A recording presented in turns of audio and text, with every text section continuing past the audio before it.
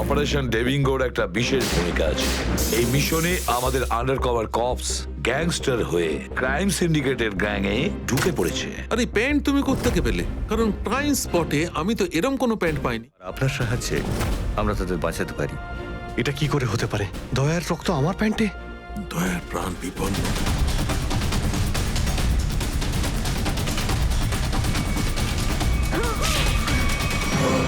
Sir, শহরে যত toll plaza রয়েছে সব জায়গায় খোঁজ নিয়েছি, না তো এসিপি স্যারের খোঁজ পেয়েছি আর না তো দয়া স্যারের।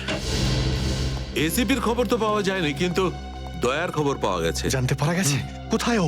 আগে কয়েকটা গুন্ডা ওকে উঠিয়ে নিয়ে কোথাও একটা বন্দি করে রেখেছে। ওর অবস্থা ভীষণই খারাপ। ইনি ডক্টর প্রমোদ। নমস্কার। গুন্ডারা জোর করে তুলে নিয়ে গেছিল। অ্যাকচুয়ালি দয়ার পিঠে গুলি লেগেছিল, যেটা গুন্ডারা এনাকে দিয়ে বার করিয়েছে। কে? দয়া স্যারের গুলি লেগেছে? হ্যাঁ। এখন দয়া কেমন আছে? ও বিপদ মুক্ত তো? কিছু বলতে পারবো না। আমি তো গুলিটা তো বের করেছি, কিন্তু ওখানকার পরিবেশ যেরকম কোনো রোগীর জন্য একদমই ভালো না। আপনার তো কিছু নিশ্চয়ই মনে আছে ডাক্তারবাবু। কোথায় গুন্ডাদের এই আটাটা? ওরা আমার চোখ দুটো বেঁধে দিয়েছিল, তাই আমি বলতে পারবো না কোথায় আছে। ওখানে গিয়ে তো কাপড় খুলে দিয়েছিল। ওখানে ওদের নিশ্চয়ই দেখেছেন। ওদের মুখটা মনে আছে আপনার? হ্যাঁ, দেখলে চিনতে পারবো। Very good. পঙ্কজ, স্কেচ আর্টিস্টকে ডাকো এক্ষুনি।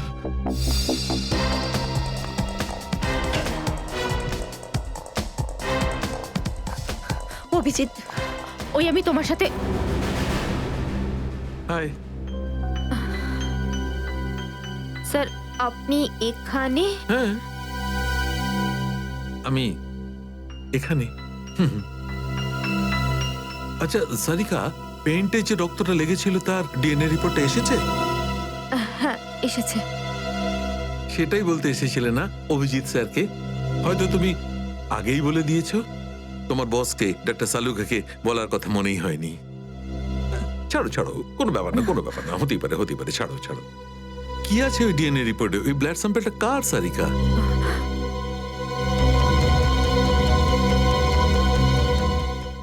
দয়া স্যারের। দয়ার? দয়ার? আচ্ছা, ওই প্যান্ট যার উপর এই রক্তটা লেগেছিল, ওই সেই প্যান্টটা কার?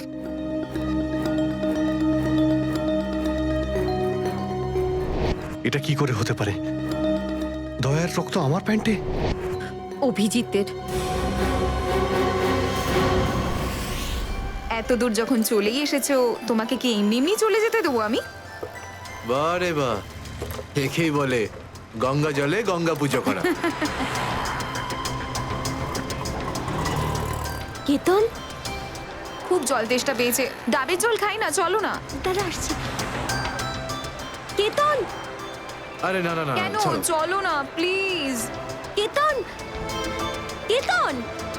বাকি শপিং না অন্য কোনো দিন করো, চলো বাড়ি যাই। না না, আমি এখনই শপিং কেতন! করবো, অন্যদিন কেন? আরে বোঝার চেষ্টা করো না, আমার শরীর খারাপ। প্লিজ প্লিজ না, না, বোঝার চেষ্টা এক্ষুনি। করো। আমি বলছি প্লিজ না, কথা এক্ষুনি। শোনো আমার। কেতন, কি আপনি? কোথায় ছিলে তুমি কেতন? কে এটা? আমি কি করে জানবো? আমি চিনি না এনাকে। তুমি আমাকে চেনো না? নিজের সিমিকে চিনতে পারছো না কেতন? দেখুন দিদি, আপনি কিছু একটা ভুল করছেন। উনি কেতন নয়, উনি আমার স্বামী জয়। আমি আমার স্বামীকে চিনতে একটুও ভুল করিনি। এ আমার কেতনই। হয়তো আপনার স্বামীকেও ঠিক আমার মতনই দেখতে। আমার নাম তো জয়, জয় ধনকিশোর। এই দেখুন আমার ড্রাইভিং লাইসেন্স। তোমরা পুলিশরা এই ডুপ্লিকেট ড্রাইভিং লাইসেন্স ইজিলি বানাতে পারো, আমি সব জানি। কিন্তু তুমি এরকম কেন করছো? পুলিশ? দিদি, উনি উনি পুলিশে চাকরি করেন না, উনি তো একজন মার্কেটিং ম্যানেজার। ইনি মার্কেটিং ম্যানেজার নন, আমার স্বামী একজন পুলিশ অফিসার। 6 বছর আগে একটা ডিউটির জন্য গেছিল, আর আজ অবধি ফেরত আসেনি। 6 বছর আগে? হ্যাঁ। আপনাদের বিয়ে কবে হয়েছে? 5 বছর আগে। তুমি আমার উপর সন্দেহ করছো, তাও আবার একজন অপরিচিত মহিলার কথায়। চলো। কেতন, কেতন দাঁড়াও, কেতন।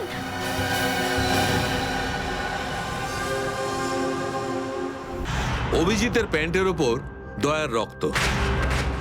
3 বার টেস্ট করিয়েছি, কিন্তু ফলাফল ওই।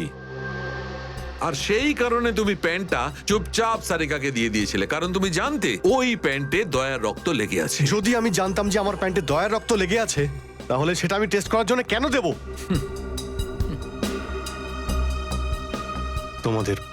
তোমাদের এটা মনে হচ্ছে না তো যে দয়ার এই অবস্থার জন্য আমি দায়ী? আচ্ছা ঠিক আছে, মেনে নিলাম।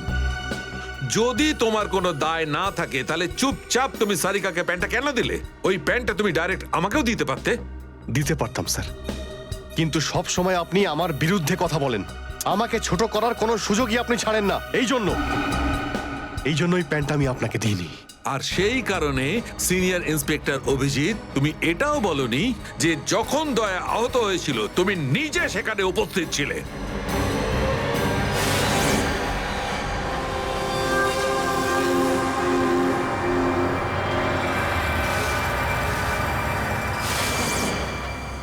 বলে দিতাম, যদি আমার মনে থাকতো। আমার এখনো কিছু মনে নেই যে ওই রাতে কি হয়েছিল। ওয়াইসি, আপনার মনেই নেই যে ওই রাতে কি হয়েছিল? ডক্টর সালুকে আমরা অভিজিৎ স্যার আর দয়া স্যারের বন্ধুত্বের উদাহরণ দিই, আর আপনি ওনাদের উপর এরকম অপবাদ দিচ্ছেন? হ্যাঁ স্যার, অভিজিৎ স্যার নিজের জীবন দিয়ে দেবেন, কিন্তু দয়া স্যারের ওপর একটা আঁচল লাগতে দেবেন না। ও আচ্ছা, চলো ঠিক আছে, মেনে নিচ্ছি। আমি আমার সমস্ত কথা ফিরিয়ে নিচ্ছি। I am sorry. আমি মেনে নিচ্ছি যে দয়া আজকে যে অবস্থায় আছে তার দায় অভিজিতের নয়, কিন্তু এই কথাটা আমি কিছুতেই মানবো না যে দয়া যখন আহত হয়েছিল তখন অভিজিৎ ওখানে ছিল আর ওর কিছুই মনে নেই। কিছু একটা ঘটনা অভিজিতের মাথায় নিশ্চয়ই ঢুকে গেছে, কিছু তো আছে। ইটস ইম্পসিবল, কিচ্ছু মনে নেই। ডক্টর সালুকে, আপনি আমার কাটা ঘায়ে আর নুন ছেটাবেন না। আপনি খুব ভালো মতোই জানেন যে আমার স্মৃতিশক্তি। জানি অভিজিৎ, আমাকে মনে করিয়ে দেওয়ার চেষ্টা করো না। আমি ভালো করে জানি অভিজিৎ, যখন সিনিয়র ইন্সপেক্টর অভিজিৎ কোনো প্রবলেমের মধ্যে পড়ে তখন ওর কাছে একটা মস্ত বড় হাতিয়ার আছে, ওর স্মৃতিশক্তি। প্লিজ সালুকে স্যার, আপনি অভিজিতের integrity. Hold on doctor Sarika, ইন্টিগ্রিটির পার্ট তুমি আমাকে পড়াতে এসো না। তুমি সিআইডির সবচেয়ে বড় নিয়ম ভেঙেছো, আমাদের কাছ থেকে এইরকম একটা বড় প্রমাণ লুকানোর। আন্ডারস্ট্যান্ড? ইন্টিগ্রিটি। স্যার, ওই দিন রাতের এমন কোনো কথা যেটা আপনার মনে আছে? যাই হোক,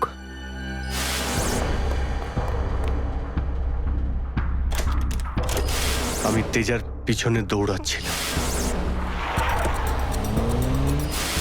ও দৌড়ে গিয়ে গাড়িতে ওঠে, আর তারপর কেউ ওকে গুলি করে আর গাড়ির বাইরে ফেলে দেয়।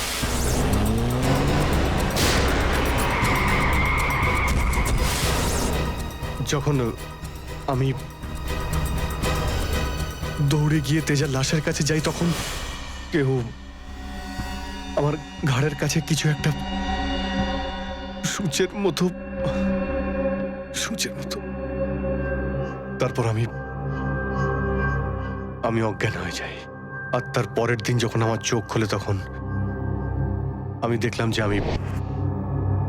আমি রাস্তার পাশে পড়ে আছি। তার মধ্যে কি হয়েছে আমার কিচ্ছু মনে নেই। ঠিক আছে, কোনো ব্যাপার নয়। ওই রাতে এক্স্যাক্টলি কি হয়েছিল সেটা জানা যাবে এই গুলিটার মারফত। এটা সেই গুলিটা যেটা দয়ার পিঠ থেকে বার করেছিলেন ডক্টর প্রমোদ। আর এই গুলিটার ব্যালিস্টিক রিপোর্ট থেকেই বার করা যাবে যে আসলে এই গুলিটা কার বন্দুক থেকে ছোঁড়া হয়েছিল। Sarika, come with me. Doctor Pramod, এক মিনিট। আপনি স্কেচ বানাতে হেল্প করবেন, আর আমি আপনাকে কয়েকটা প্রশ্ন করতে চাই। হ্যাঁ, জিজ্ঞাসা করুন। ডক্টর প্রমোদ, আপনাকে ওই গুন্ডারা কোথা থেকে কিডন্যাপ করেছিল? প্রতাপনগর থেকে। আর তারপর আপনার চোখে কাপড় বেঁধে দেয়? আগে ওর পরে গাড়িতে বসে ওদের আড্ডায় নিয়ে যায়। আড্ডায়? আচ্ছা, আড্ডাতে পৌঁছাতে আপনার কতক্ষণ লেগেছিল মনে আছে? 40-45 মিনিট। 40-45 মিনিট? এটা ঠিক কটার সময়? রাত তখন এই 10:30টার মতন। রাত 10:30?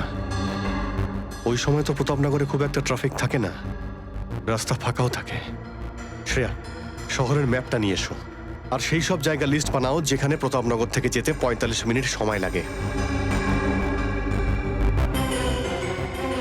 শ্রেয়া, কি হলো? শহরের ম্যাপটা নিয়ে এসো তাড়াতাড়ি। সরি স্যার, আমার শরীরটা ভালো লাগছে না, এক্সকিউজ মি।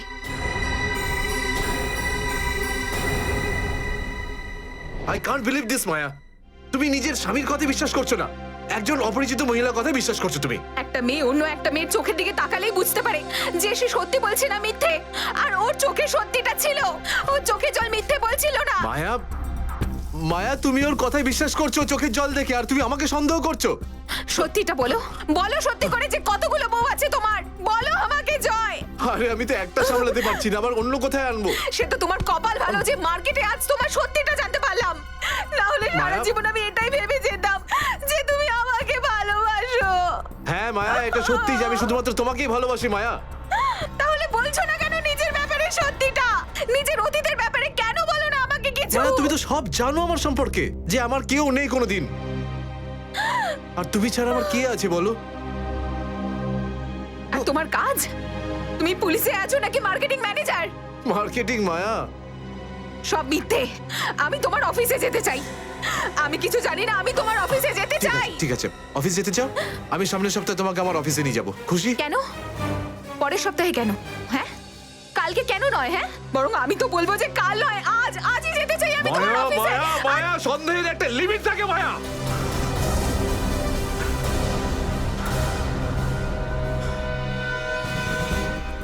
ঠিক আছে মায়া, আই এম সরি মায়া, আমি তোমাকে অফিসে নিয়ে যাবো। মিথ্যে কথা বলার একটা লিমিট আছে জয়, ওরফে কেতন। মায়া, যতক্ষণ না তুমি আমাকে সত্যিটা বলছো, আমার সাথে কথা বলতে আসবে না তুমি। Maya listen to me Maya, please শোনো মায়া। মায়া, মায়া দরজা খোলো মায়া।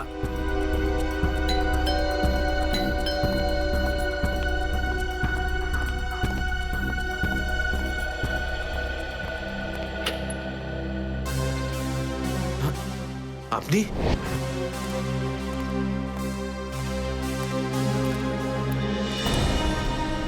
কেতন, মিশনের কাজটা থামিয়ে দাও আর এই মুহূর্তে এখান থেকে চলে যাও। না স্যার, আমি এই মিশনের জন্য আমার জীবনে 6টা বছর দিয়েছি স্যার। স্যার প্লিজ স্যার, আপনি মিশনটা আটকাতে পারেন না স্যার, আমি এই মিশনটা কমপ্লিট করা খুব তুমি কাছাকাছি। বুঝতে পারছো না কেন কেতন? তোমার জীবন কতটা বিপন্ন তুমি জানো? আর তাছাড়া আমি অন্যান্য অফিসারদের এইভাবে মরে যেতে দেবো না। 4টের সময় গোলমা বাস স্ট্যান্ডে অপেক্ষা করবে, that's an order. Sir, sir please sir, sir please. Sir সব মিলিয়ে 4টে এমন জায়গা রয়েছে যেটা প্রতাপনগর থেকে 45 মিনিটের দূরত্বে রয়েছে। এটা হচ্ছে ভিকে রোড, যেখানে কল সেন্টার্স আর অফিসগুলো রয়েছে। এটা সেই জায়গাটা হতে পারে না। আর এই পশ্চিমে শ্যামনগর স্যার, এখানে বেশিরভাগ সব ফ্ল্যাট স্যার। ডক্টর প্রমোদ, আপনার ঠিক মনে আছে যেখানে আপনাকে নিয়ে গেছিল সেই জায়গাটা বাংলো বা ফ্ল্যাট ছিল না? হ্যাঁ, পুরনো কোনো এলাকায়। এখন তাহলে বাকি রইল সাউথ আর ইস্ট। এই সাউথের দিকে চিত্রকূটনগর আর ইস্টে বিদ্যাধরনগর। চিত্রকূটনগরে তো অনেক দোকান রয়েছে, আর বিদ্যাধরনগর এখানে তো অনেক স্টুডিও রয়েছে, ফিল্মের শুটিং হয় এখানে।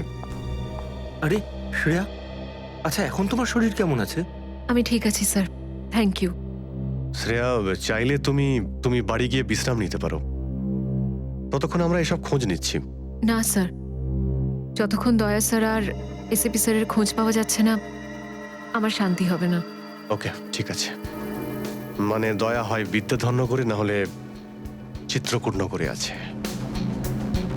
ডক্টর প্রমোদ আপনাকে যেখানে নিয়ে গেছিল, আশপাশ থেকে সেখানে কি কোনো শব্দ আসছিল? আপনি কিছু শুনেছিলেন ওখানে? হ্যাঁ, একটা গান বারবার শোনা যাচ্ছিল। মানে বলতে চাই, প্রত্যেক আধ ঘন্টা পর ওই গানটাই শুনছিলাম। তার মানে আশেপাশে কোথাও ফিল্মের শুটিং চলছিল, মানে বিদ্যাধরনগর। বিদ্যাধরনগর, কারেক্ট। ফিল্মের সব স্টুডিও ওখানেই আছে। এটা খোঁজ নাও যে বিদ্যাধরনগরে কোন স্টুডিও আছে যেখানে এই গানটার শুটিং চলছিল। দেখো রে নয়ন মেলে জগতের বাহার, জগতের বাহার। ওটো টো টো টো, সকাল হয়ে গেছে, স্কুল যাওয়ার সময় হয়ে গেছে। ভালো বাবু, সোনা বাবু, ওঠো। কারা তোমরা? সিআইডি দের শত্রু আর অপরাধীদের বন্ধু। দেখো দেখো দেখো দেখো দেখো দেখো কেমন করে ছটফট করছে, দেখো খাঁচায় বন্দি সিংহের মতন ছটফট ছটফট ছটফট ছটফট ছটফট ছটফট ছটফট। একবার শুধু শিকলটা খুলে দে, তারপর দেখ তোদের কি অবস্থা করি। না না না না না, আমরা কি মরতে চাই নাকি যে তোমার হাত খুলে দেবো? আরে আমরা তো শুধু এটা বলতে এসেছিলাম যে তোমার সাথে সাথে তোমার পুরো সিআইডি টিমের এবার সর্বনাশ হতে চলেছে। সর্বনাশ। অনেক দেখেছি তোদের মতন সিআইডির সর্বনাশ করার লোক, আজ তারা কোথায় আছে কেউ সেটা জানে না। তুমি আমাদের এতটা বোকা আর দুর্বল ভাবতে যেও না, কারণ আমাদের বস এত চালাক, এতটাই চালাক যে সিআইডির ছায়াও ওর কাছে পৌঁছাতে পারবে না। আমার কথা শোন, গিয়ে তোর বসকে বলে দে কাউন্ট ডাউন শুরু করে দেয় যেন ও বাঁচবে না আর, বাঁচবে না আর ও। কি ব্যাপার তোমাদের ভাই, তোমাদের এই সিআইডি অফিসারদের এই ব্যাপারটা আমার দারুণ ভালো লাগে। মৃত্যুর মুখে বসেও ডায়লগ মারতে ছাড়ো না তোমরা। দয়া, তোমার সঙ্গে দেখা করে খুব ভালো লাগলো। Good bye.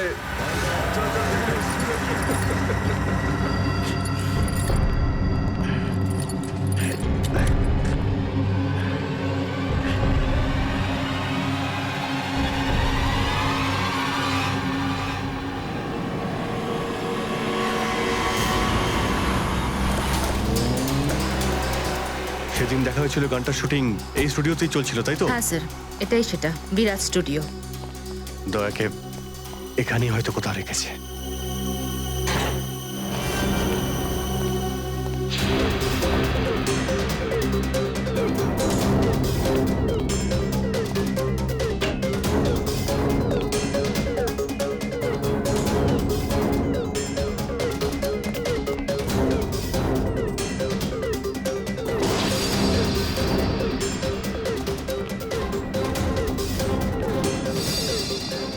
এত রক্ত? তার মানে স্যার, দয়া স্যার এখানেই ছিলেন? এই শিকল দিয়ে বেঁধে রেখেছিল আমার বন্ধু দয়াকে। একবার যদি আমি এদের পাই না। স্যার, এই চায়ের কাপটা পেলাম, চা এখনো গরম রয়েছে। যা গরম আছে তার মানে হলো ওরা এখান থেকে বেশি দূর যায়নি।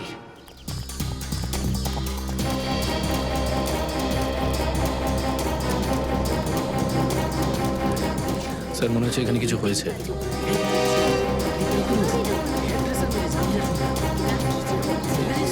সরে যান প্লিজ, সরে যান, সাইড দিন, আমরা সিআইডি থেকে এসেছি। স্যার দেখুন না, কেউ ঋতুকে খুন করে ফেলেছে। কি করে হলো এইসব?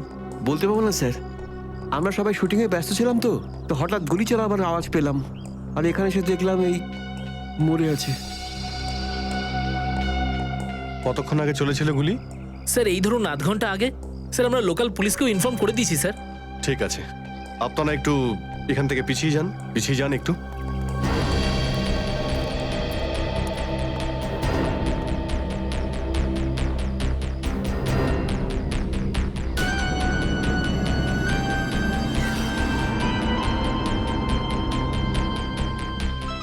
গুলি বেরিয়ে গেছে মাথা থেকে। গুলি লাগা 2 সেকেন্ডের মধ্যেই বেচারি মারা গেছে। গুলি লাগার পরেই এফোড় হয়ে গেছে। একটু চেক করো আশেপাশে, দেখো গুলি এই ডিরেকশনে কোথাও পাও কিনা।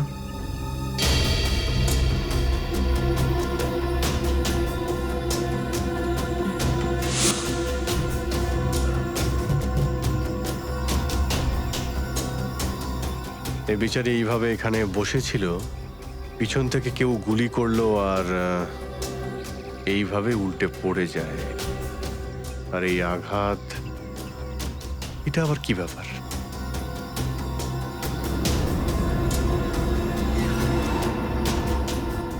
উইক পড়েছিল মেয়েটা।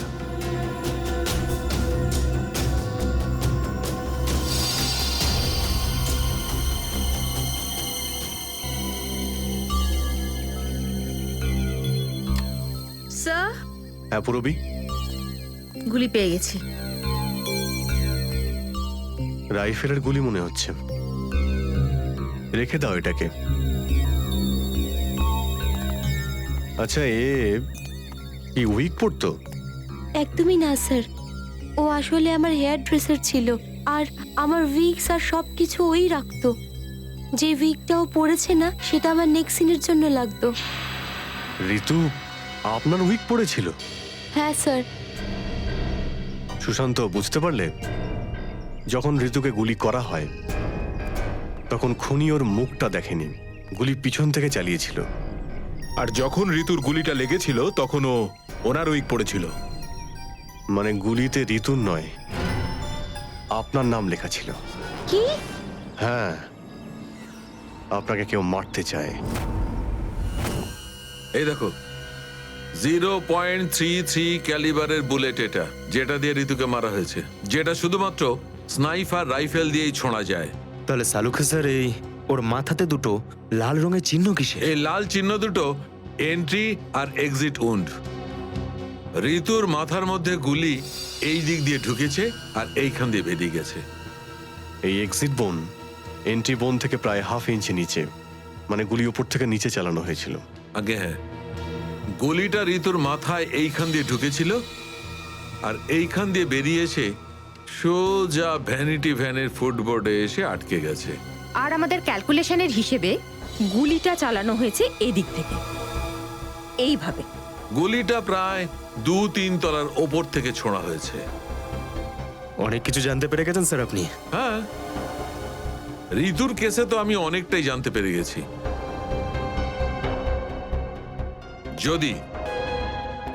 যদি আমি এইটা জানতে পারতাম যে দয়া আর আমার অন্যান্য অফিসারদের মধ্যে কি হয়েছিল,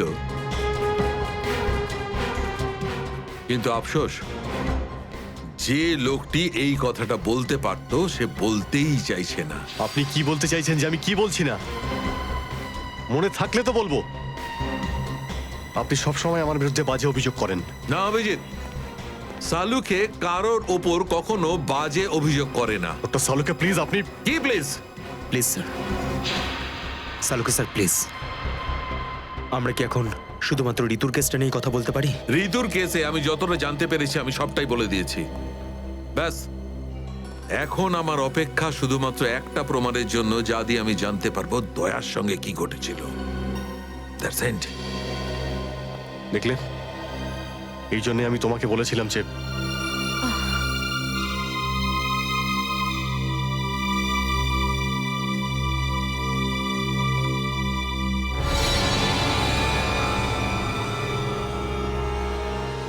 শার্প শুটার।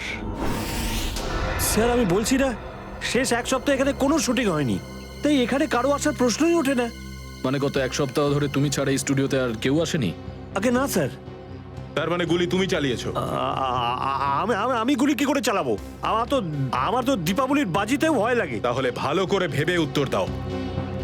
কেউ না কেউ তো গিয়েছিল সেকেন্ড ফ্লোরে। হ্যাঁ স্যার, একজন প্লাম্বার এসেছিল ওই পাইপ ঠিক করতে। সেকেন্ড ফ্লোরে? হ্যাঁ স্যার। নিয়ে চলো সেখানে, চলো।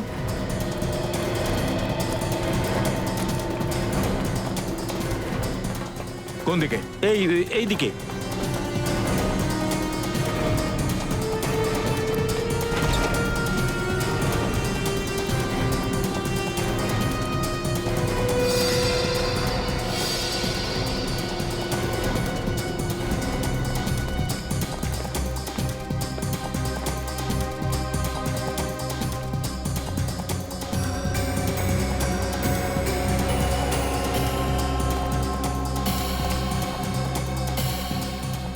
এখান থেকে ঋতু ওখানে ছিল আর শার্প শুটার গুলি সম্ভবত এখান থেকেই চালিয়েছে।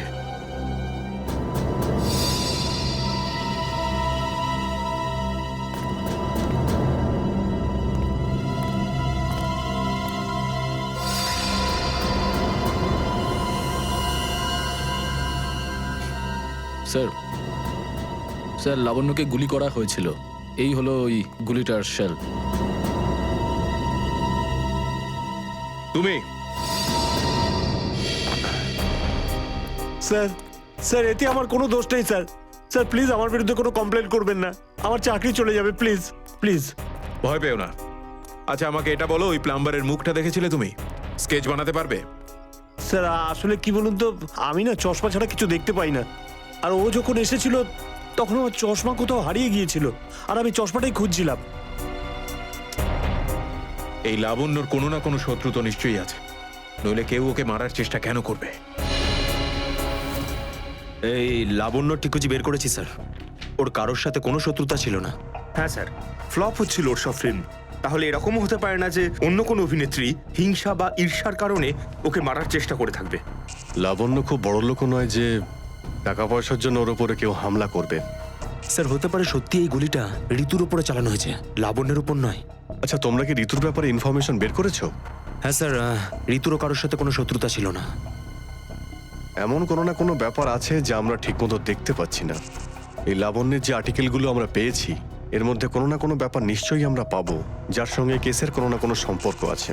স্যার স্যার এটা 3 দিন পুরনো পেপার। এতে নিউজ আছে যে লাবণ্য জিনিসপত্র চুরি হয়েছিল ব্লু ইভ রিসর্ট থেকে। লাবণ্যের জিনিসপত্র চুরি হয়েছিল ব্লু ইভ রিসর্ট থেকে?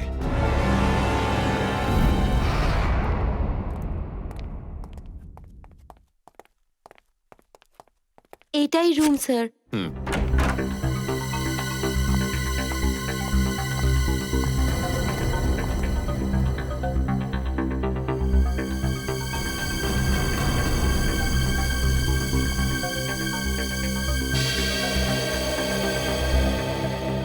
এই ঘর থেকেই আপনার জিনিসপত্র চুরি হয়েছিল? একদমই তাই স্যার, কিন্তু খুব একটা দরকারি জিনিস ছিল না, এই এমনি 1,500-2,000 টাকা আর নকল জুয়েলারি। আর পুলিশ কোনো সূত্র পায়নি এখান থেকে? না স্যার। কিন্তু চোর এখানে আসলো কি করে? জানলা দিয়ে, এসির জায়গা দিয়ে নাকি? স্যার দরজা থেকে এসেছিল। পুলিশের কথা অনুযায়ী ও চাবির ব্যবহার করেছিল ঘরটা খুলতে। আর এই ঘরের চাবিটা কার কার কাছে ছিল? একটা আমার কাছে আর একটা এদের কাছে। ও মানে হোটেলের কোনো ভেতরের লোকের কাজও হতে পারে। ম্যাডাম আপনি এসব কি বলছেন? 15 বছর পুরনো আমাদের হোটেল। আমরা খুব সৎভাবে কাজ করে এখানে গুডউইল বানিয়েছি, আর আমাদের হোটেলের কোনো লোক এটা করতে পারে না। হয় এই কাজটা কোনো হোটেলের ভেতরের লোকই করেছে, অথবা কোনো বাইরের লোক এই চাবি চুরি করে চাবির ডুপ্লিকেট বানিয়ে নিয়েছে। আর এই দুটো সিচুয়েশনেই তোমাদের হোটেল দায়ী, বুঝলে কিছু? ছেড়ে দিন না স্যার, এই ছোটখাটো চুরির জন্য কেন ওদের ডিস্টার্ব করছেন? লাবণ্য দেবী, এই জিজ্ঞাসাবাদ আমরা আপনার জিনিসপত্রের জন্য করছি না, বরং এটা তাকে ধরার জন্য করছি যে আপনাকে মারতে চাইছে। কারণ আমাদের মনে হয় যে এই চুরির সম্পর্কের সাথে আপনার উপর প্রাণঘাতী হামলার সাথে থেকে থাকতে পারে। সেই কারণে একটু ঠিক করে মনে করে বলুন, আর কোনো বিশেষ জিনিস বা কোনো দামি জিনিস যেটা চুরি হয়েছে? হ্যাঁ, আমার তো না, কিন্তু আমার হেয়ার ড্রেসার ঋতুর জিনিস চুরি হয়েছিল। আর তারপর ওর হঠাৎ করে মুড অফ হয়ে গেছিল আর ও খুব কাঁদছিল। এমন কি জিনিস চুরি হয়েছিল ওর? একটা অদ্ভুত শোপিস ছিল। শোপিস? হ্যাঁ, আমিও অবাক হয়েছিলাম ভেবে যে একটা শোপিসের জন্য এত ভেঙে পড়ার কি আছে। আর আমি ওকে বলেও ছিলাম যে আমি ওকে একটা নতুন শোপিস এনে দেবো, কিন্তু হয়তো ওই শোপিসটা ওর জন্য খুব দামি ছিল। খুব দামি শোপিস ছিল? না না, ওই ট্রিপোলিয়াম বাজারে যে চাইনিজ শোপিসের দোকানগুলো আছে না, সেখান থেকেই নিয়েছিল। ওই হবে 700-800 টাকার মতো। ত্রিপোলিয়া বাজারে চাইনিজ জিনিসপত্রের দোকান?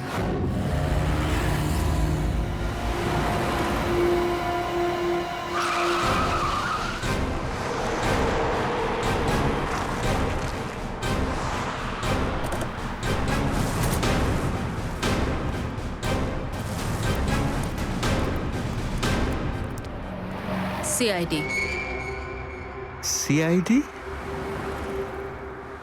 একটা খুনের ব্যাপারে আপনার থেকে কিছু জানতে চাই। খুন? কার খুন হলো আবার? এর নাম ঋতু, ফিল্ম ইন্ডাস্ট্রিতে হেয়ার ড্রেসারের কাজ করে। কিছু মনে পড়লো? আমি তো একে কোনোদিন দেখিনি। গত শনিবারে আপনার দোকানে এসেছিল, ও একটা মূর্তি কিনেছিল। এই অনেকটা এরকম ছিল। শনিবার তো আমি ছুটিতে ছিলাম। হ্যাঁ, সুশান্ত দোকানটা দেখছিল। কি সুশান্ত? তুমি দেখেছো মেয়েটাকে? হতে পারে এখানে এসেছিলেন। শনিবারের দিনটা খুব বিজি দিন থাকে, অনেক লোক আসে। কিছু মনে পড়ছে না। আচ্ছা, আমাকে এই মূর্তিটা দেখাও তো। ওই মূর্তিটাও।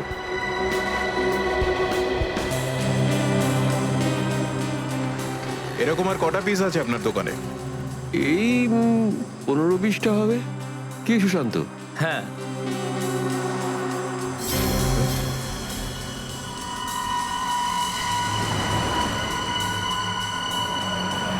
ওখানে ওই দুটো বক্সে ক্রস চিহ্ন দেওয়া কেন?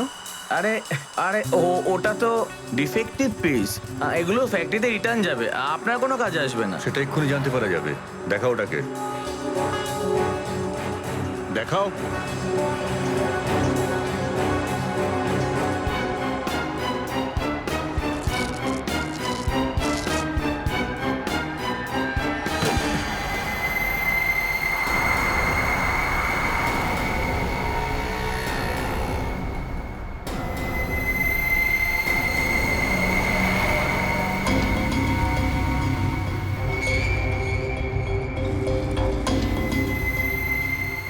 তো এসব ড্রাগসের ব্যাপার। ঋতু কেউ এরকমই শপিস বেঁচেছিলে? সুশান্ত, তুমি আমার দোকানে থেকে ড্রাগসের কারবার করতে? এবার বন্ধ করো এই নাটকটা। অ্যারেস্ট করো এই দুজনকে। আসুন, আসুন, পরে দেখছি। চল, তোকে বোঝাচ্ছি, চল। আমি কিছু করিনি স্যার। চল।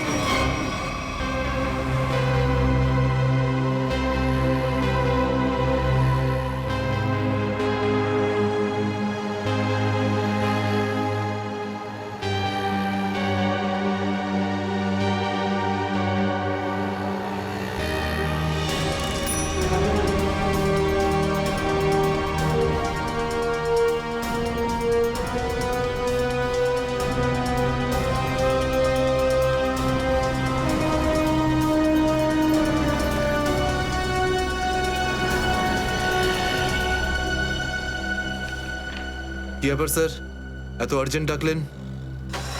জয়, তোমার জীবনে ঝুঁকি আছে। তোমাদের মতন অফিসারদের ব্যাপারে ওরা জেনে গেছে, আর ওরা একের পর এক মেরে ফেলছে। এটা কি করে হতে পারে স্যার? আমাদের ব্যাপারে কে কাকে কি বলবে? সেই তো, সেটাই তো বুঝে উঠতে পারছি না। সেটারই তো খোঁজ নিতে হবে। তুমি একটা কাজ করো, এটার মধ্যে ভোপাল যাওয়ার টিকিট আর 10,000 টাকা রয়েছে। তাড়াতাড়ি এখান থেকে চলে যাও। যাও, তাড়াতাড়ি বেরিয়ে পড়ো। জয়,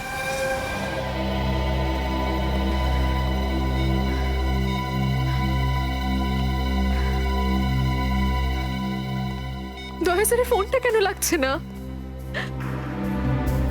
শ্রেয়া, দয়া স্যারও ঠিক ফিরে আসবেন যেরকম অভিজিৎ স্যার এসেছেন। স্যার কিভাবে ফিরে আসবেন? আমরা তো এটাও জানি না যে দয়া স্যার কোথায় আছেন। স্যার নাইবা দয়া স্যারের খোঁজ পাওয়া যাচ্ছে, নাইবা এসিপি স্যারের। শ্রেয়া ওনারা সিআইডি অফিসার, এরকম অনেক সমস্যার সম্মুখীন হয়েছেন। যেখানেই থাকুক না কেন নিশ্চয়ই ভালো থাকবেন ওনারা। স্যার আপনি এমনটা কিভাবে বলতে পারেন? আপনি রক্ত দেখেছিলেন তো? কতটা রক্ত পড়েছিল বলুন তো ওখানে? আর ওই গুলিটা, যে গুলিটা দয়া স্যারের শরীর থেকে বেরিয়েছিল। হ্যাঁ শ্রেয়া, আমি সবকিছু দেখেছি, কিন্তু তার মানে এটা তো নয় যে সিআইডি অফিসাররা মারা যান না। স্যার হ্যাঁ স্যার, আপনি ঠিক আছেন তো? স্যার কাল থেকে আপনাকে ফোনে পাচ্ছিলাম না। হ্যাঁ, আমি একটা জরুরি কাজে ব্যস্ত ছিলাম। এমন একটা টপ সিক্রেট কাজ ছিল, কাউকে বলতে পারিনি, এমনকি তোমাদেরও নয়। স্যার কি স্যার, দয়া স্যারের কোনো খোঁজ পাওয়া যাচ্ছে না। দয়া স্যারের কোনো খোঁজ পাচ্ছ না মানে? স্যার দয়া স্যার নিখোঁজ। কিন্তু গেল কোথায় ও?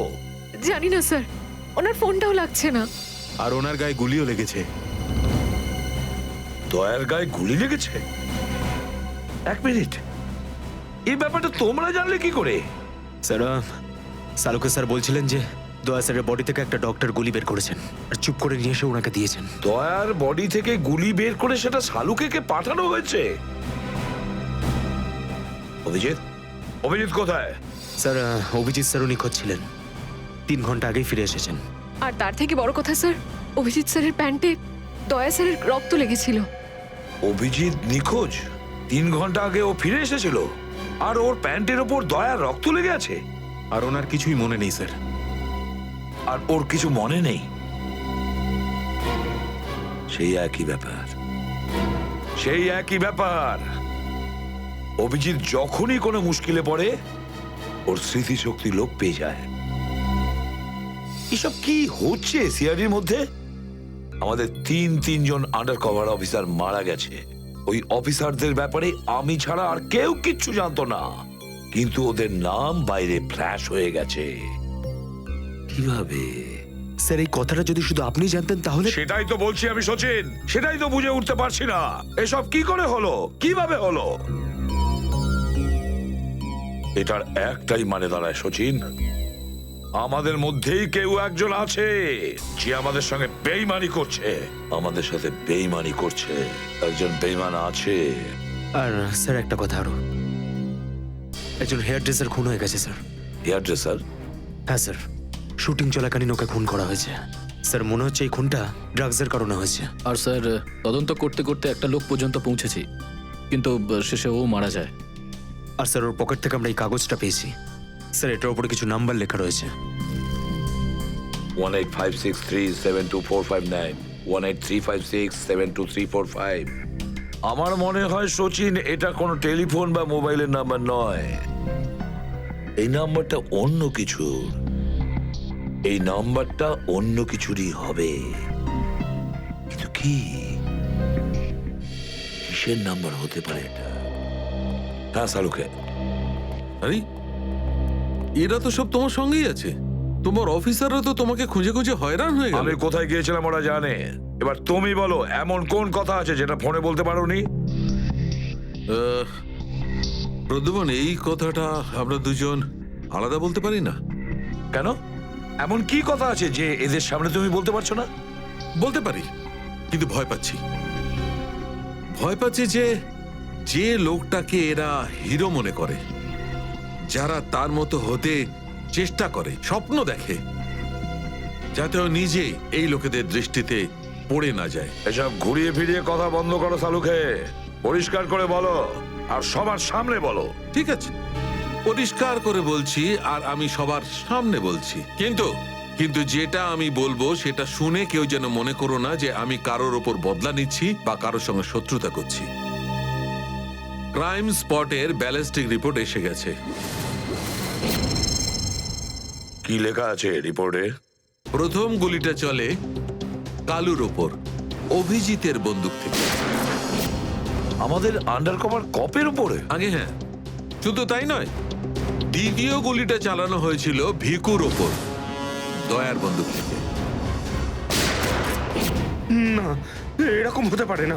অভিজিৎ স্যার আর দয়া স্যার ভিকু আর কালুকে এইভাবে চেয়ারে বেঁধে রেখে গুলি চালাতে পারে না স্যার। ফ্রেডে ব্যালিস্টিক রিপোর্ট কখনো মিথ্যে কথা বলে না।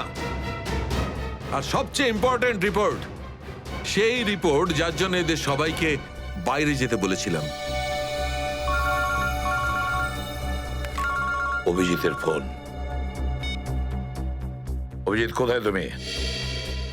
এখন এই মুহূর্তে ফরেনসিক ল্যাবে তুমি চলে এসো। ফরেনসিক ল্যাবে? কেন স্যার, কি হয়েছে? অভিজিৎ, তুমি কাল্লুকে গুলি চালিয়েছো? কাল্লুকে গুলি আমি? আর স্যার, ওকে আমি কেন গুলি করতে যাব? অভিজিৎ, তুমি এই মুহূর্তে ফরেনসিক ল্যাবে চলে এসো, and that's an honour. Sir, এই কথাটা শুনে আপনি যতটা অবাক হয়েছেন ততটা আমিও অবাক হয়েছি। আর যতক্ষণ আমি এটা না জানছি যে ওই রাতে কি হয়েছিল, আমি আসবো না। তাহলে কি তুমি আমার বিরুদ্ধে যাবে?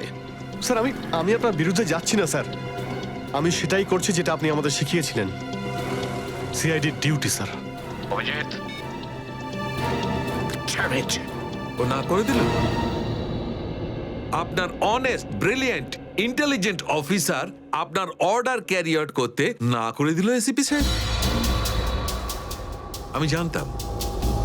আমি জানতাম প্রদ্যুমন, এই অভিজিৎ একদিন না একদিন পুরো সিআইডি টিমের জন্য সেই মাছি প্রমাণিত হবে যে সমস্ত পুকুরটাকে নষ্ট করে দেয়। এই অভিজিতের কারণে আমাদের পুরো সিআইডি টিমের বদনাম হয়ে যাচ্ছে। কলঙ্ক একটা। এই অভিজিৎ সিআইডি টিমের একটা বড় বোঝা, একটা কলঙ্ক। অনেক হয়েছে স্যার, বন্ধ করুন এসব। আর কি উল্টোপাল্টা বলবেন ওর নামে? আমি বন্ধ করব? আমি তো বন্ধ করে দেবো সারিকা, কিন্তু এই রিপোর্ট, এইটার কি করবে? এইটা চুপ করে থাকবে না সারিকা। এইটা সত্যি কথা বলবে বস। জানো এই রিপোর্টে কি আছে? কি আছে ওই রিপোর্টে? দয়ার উপর গুলি কে চালিয়েছে? কে মেরেছে সালুকে? কে করেছে গুলিটা? প্রদ্যুমন, দয়ার উপর গুলি তোমার honest, brilliant, intelligent officer Abhijit চালিয়েছে। কি? দয়া অভিজিতের গুলির শিকার হয়েছে প্রদ্যুমন। অভিজিৎ গুলি চালিয়েছে দয়ার ওপর। অভিজিৎ? অভিজিৎ অভিজিৎ দয়াকে গুলি করেছে?